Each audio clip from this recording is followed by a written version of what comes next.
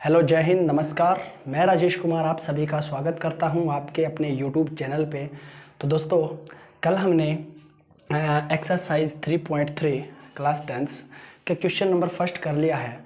वो वीडियो काफ़ी लेंथी हो गई थी, इसलिए मैंने उसमें सिर्फ एक ही क्वेश्चन डाला था। तो आज हम एक्सरसाइज 3.3 का क्वेश्चन नंबर सेकेंड करने जा रहे हैं, जिसमें हमें दे रखा है कि 2x plus 3y is equal to 11 और 2x माइनस 4y बराबर में माइनस का 24, ये दो समीकरण दे रखी है को हल कीजिए और इससे m का वह मान ज्ञात कीजिए जिसके लिए y हमारा क्या है mx प्लस में 3 हो। कहने का मतलब है हमें ये दो समीकरण दी हुई है, इसको हमें प्रतिस्थापन विधि से हल करना है। हल का मतलब क्या है, प्रतिस्थापन विधि से x और y का मान निकालना है। फिर क्या है, x और y का मान जैसे ही निकलेगा तो हम यहाँ रख देंगे x और y का मान।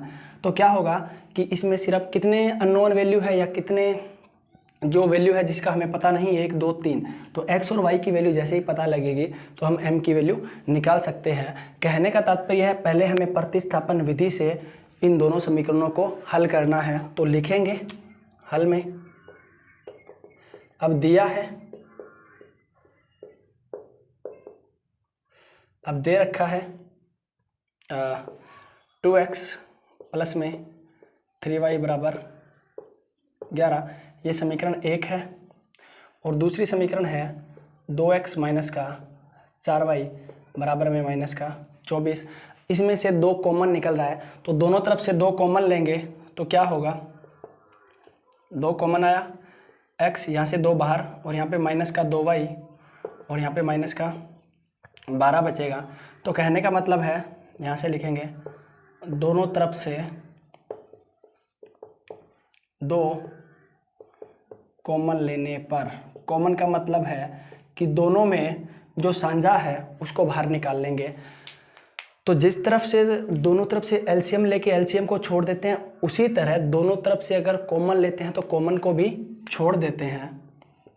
तो x माइनस का 2y बराबर में माइनस का 12, ये समीकरण 2 हो गई है। अब इस पे लगाते हैं प्रतिस्थापन विधि। समीकरण एक में से निकालेंगे या दो में से, तो देखते हैं कौन सा इजी रहेगा। तो यहाँ पे क्या है, अगर मैं x का मान निकालना चाहूँ तो मेरे को माइनस का 3y है, इसको उधर लेके जाना पड़ेगा। तो 11 माइनस में 3y हो जाएगा, फिर इस 2 को भी भेजना पड़ेगा। तो इससे अच्छा क्या है कि इसमें से निकाल लेते हैं। तो समीकरण 2 में से x का मान निकालने पर, x का मान निकालने पर, जैसे समीकरण 2 हमारे पास ये है x माइनस का 2y बराबर में माइनस का 12, और x की वैल्यू निकालेंगे तो ये माइनस का 12, ये माइनस का 2y है, बराबर के दूसरी तरफ जाएगा तो क्या हो जाएगा प्लस का 2y। तो कितना बचेगा, ये होगा प्लस का 2y, या इसमें ये रख देते हैं यहाँ पे। तो ये क्या है हमारे पास, समीकरण 2 है। अब क्या करते हैं कि 2 से निकालते हैं तो एक में रख देते हैं। समीकरण 1 में रखने पर, तो अब क्या है कि इस x का मान हम समीकरण 1 में रखेंगे। क्यों रखेंगे, क्योंकि x का जो मान निकाला है वो समीकरण 1 में रखना है, और हमें क्या है 3 स्टेप में इसको करना होता है। तो इसमें रखेंगे तो जो समीकरण 1 है वो दे रखी है 2x प्लस का 3y बराबर में 11। तो यहाँ रखेंगे x की वैल्यू, तो 2 गुना में x कितना है माइनस का 12 प्लस का 2y और ये प्लस का 3y बराबर में 11। तो इसको करते हैं यहाँ पे, तो इसको थोड़ा सा पहले मैं रब कर लेता हूँ कि ये क्या है, दोनों तरफ से दो कॉमन लेने पे ये तो लिख ही लेना है, और इसको भी थोड़ा कर ही देता हूँ ताकि हमारे पास जगह बन जाए इस क्वेश्चन को करने के लिए। तो ये क्या होगा, तो इसको जब सोल्व करेंगे तो 2 गुना में माइनस का 12 माइनस का 24 और प्लस में 4y और कितना हो जाएगा प्लस में 3y, ये तो इसमें है, और बराबर में कितना है 11 है। तो अब करते हैं, तो ये कितना होगा, माइनस का 24 और प्लस में 7y बराबर में 11। अब 24 को दूसरी तरफ भेजेंगे तो क्या होगा, ये हो जाएगा 11 प्लस में 24 यानी 35 हो जाएगा। और y की वैल्यू आएगी 35 बटा में 7, 7 गुना में इधर आएगा तो भाग में 7 एकम 7, 7 पंजे 35 होता है, तो y की वैल्यू आएगी 5। अब y की वैल्यू कौन सी समीकरण से आई है, y की वैल्यू आई है समीकरण 1 से, ये समीकरण 1 थी, तो इसको रखेंगे समीकरण 2 में। समीकरण 2 में रखने पर, समीकरण 2 में रखेंगे तो क्या होगा, जैसे समीकरण 2 हमारी क्या थी, ये रही x बराबर में माइनस का 12 प्लस में 2, ये y है, तो y की जगह कितना रखना है, 5 रखना है, तो x की वैल्यू आएगी माइनस का 12 प्लस में 10, यानी माइनस का 12 प्लस का 10 तो माइनस का 2, तो x की वैल्यू कितनी आई, माइनस में 2 आई है। तो अब हम क्या करेंगे, हमें निकालना क्या था कि हल तो हमने ज्ञात कर लिए, x और y की वैल्यू को ही क्या बोलते हैं, हल बोलते हैं। तो अब हमें क्या है, एक समीकरण और दे रखी है कि y mx प्लस में 3 दे रखी है, तो हमें बताना है कि m का मान क्या है।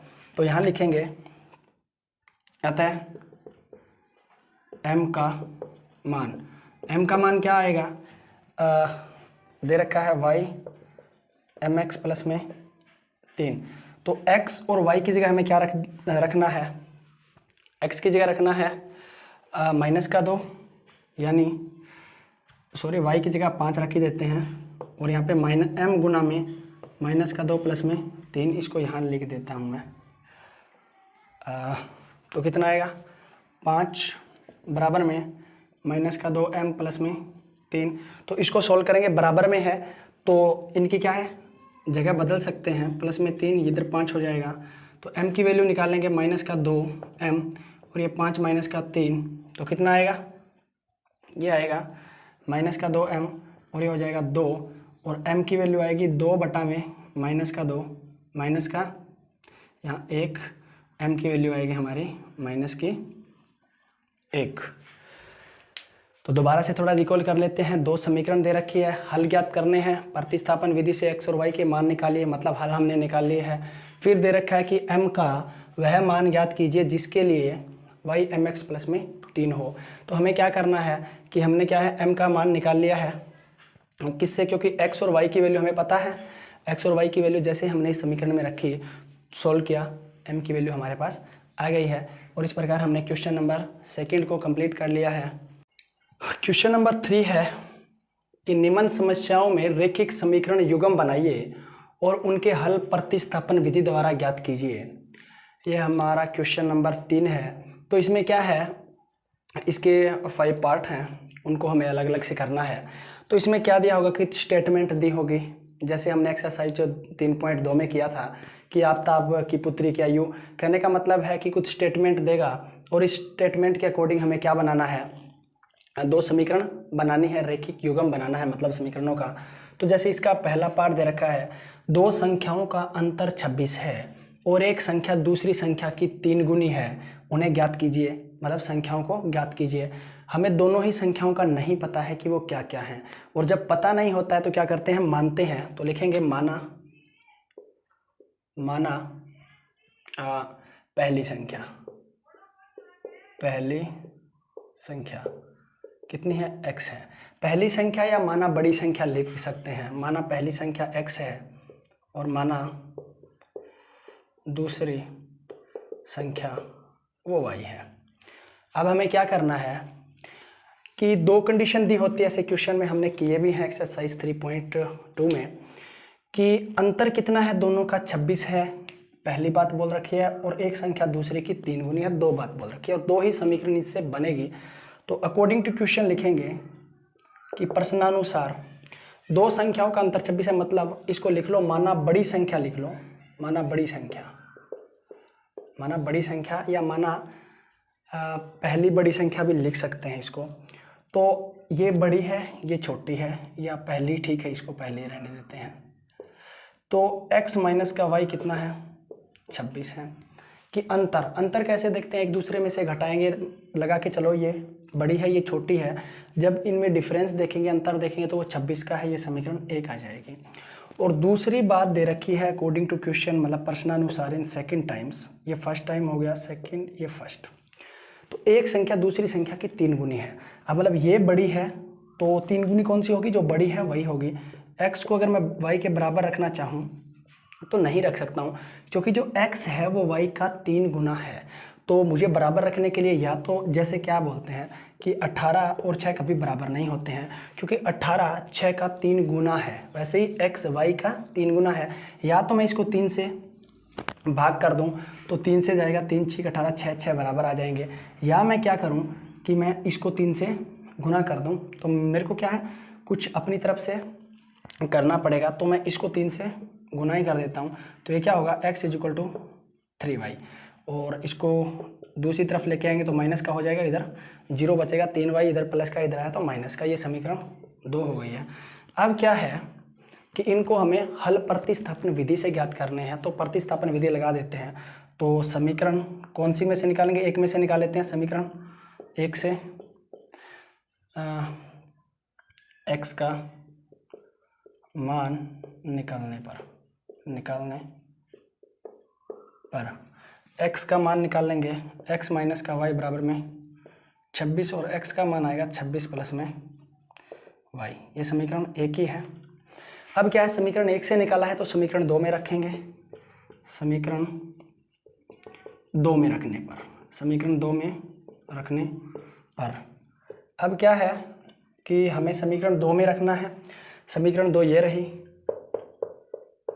x माइनस का 3y बराबर में 0 दे रखा है, और x की वैल्यू क्या है 26 प्लस में y, तो यहाँ रख देते हैं 26 प्लस में y माइनस का 3y बराबर में 0, और ये 26 माइनस का 2y बराबर में 0, क्योंकि एक प्लस का है माइनस का है तो घटेंगे आपस में y, और क्या हो जाएगा माइनस का 2y, 26 जब उधर जाएगा तो माइनस का हो जाएगा, माइनस से माइनस कैंसिल बराबर में कर सकते हैं, तो y की वैल्यू आएगी 26 बटा में 2, 2 एकम 2, 2 13 26 होता है, y की वैल्यू आ रही है 13, y की वैल्यू कितनी आई है 13। ये समीकरण 2 से आई है तो इसको रखेंगे समीकरण 1 में, समीकरण 1 में रखने पर समीकरण 1 क्या है, समीकरण 1 है हमारी ये रही, x = 26 प्लस में y, तो x की वैल्यू आएगी 26 प्लस में 13 39, तो x की वैल्यू कितनी आई है 39, और यही क्या है इन दोनों समीकरणों का हल है, मतलब x और y का। लेकिन इससे भी आगे हमें थोड़ा और करना पड़ेगा, तो वो क्या करना पड़ेगा कि हमने माना क्या था कि पहली संख्या x है दूसरी संख्या y है, तो मान लेते हैं अतः पहली संख्या कितनी है, पहली जो संख्या है वो 39 है और दूसरी संख्या 13 है। और देखते हैं क्या है कि माना पहली संख्या हमने x माना था 39 39 आई है, और देखें भी कि इन दोनों का अंतर 26 है, 39 में से 13 घटाएंगे तो 26 आएगा, दोनों का अंतर 26 है, एक दूसरी की 3 गुनी है, 13 तिया 39 होता है, मतलब 39 जो है वो 13 का 3 गुना है। आई होप आपको समझ आ रहा होगा। तो करते हैं इसके सेकंड पार्ट को। इसका सेकंड पार्ट दे रखा है कि दो संपूरक कोणों में बड़ा कोण छोटे कोण से 18 डिग्री अधिक है, उन्हें ज्ञात कीजिए। पहले तो जान ले कि संपूरक कोण क्या होते हैं। संपूरक कोण कि कोई भी दो कोण है जिनका जोड़ कितना 180 डिग्री है, जैसे कोण A प्लस में कोण B। संपूरक कोण कब कहलाएंगे, जब इन दोनों का जोड़ कितना डिग्री हो 80 डिग्री हो, मतलब एक कोण 100 डिग्री का है और दूसरा 80 डिग्री का है, तो ये एक दूसरे के संपूरक कोण है, क्योंकि इन दोनों को एक दूसरे की ज़रूरत है 180 डिग्री होने के लिए। तो करते हैं क्वेश्चन को, हल में लिखेंगे।